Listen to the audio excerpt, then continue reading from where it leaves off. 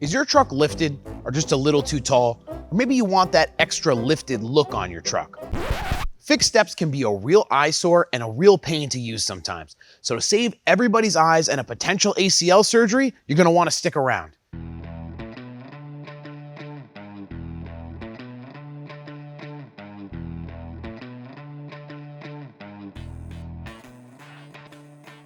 When it comes to getting in and out of your truck, we've all been there with the sprained ankles and the ripped pants.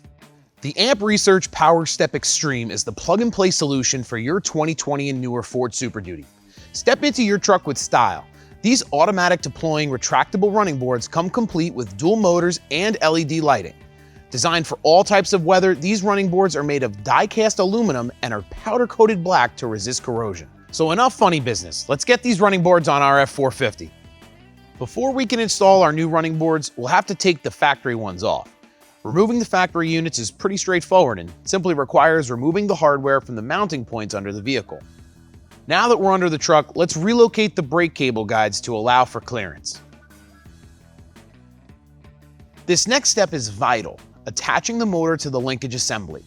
Taking some time, care, and attentiveness when completing this process is crucial, as these motors and arms will be essential in the operation of the step.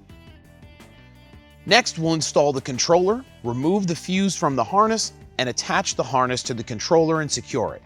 Route the shorter leg of the harness down the passenger side and the longer side along the driver's side of the wheel well.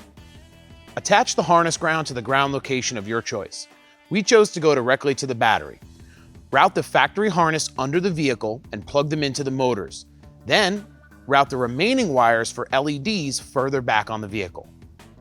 Remove the kick plate and door sill plate and roll back the carpet for access to the grommet where wires can be passed into the cab of the vehicle. Look for the OBD port and remove the nuts holding it in place. Using the supplied posi-taps and OBD2 plug, connect the white wire from the plug to the gray wire with the orange stripe on the back of the OBD2 port. Then connect the blue wire to the purple wire with the orange stripe. Attach the remaining 2 purple wires of the OBD harness to the main harness with the supplied posi-lock connectors. Attach the matching colors on the harness to the wires on the module, then reinstall the OBD port and plug in the harness. Reinstall the carpet, kick plate, and door sill plate.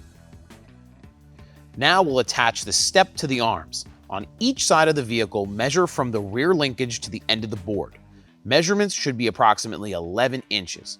Once measured, secure the T-nut and torque to spec. Next, we'll drill the holes to run the wires and mounting points for the LEDs.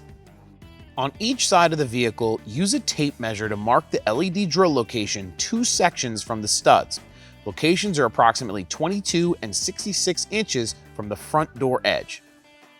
Mark the hole location a ½ inch from the midpoint of the rocker with a piece of tape and a center punch.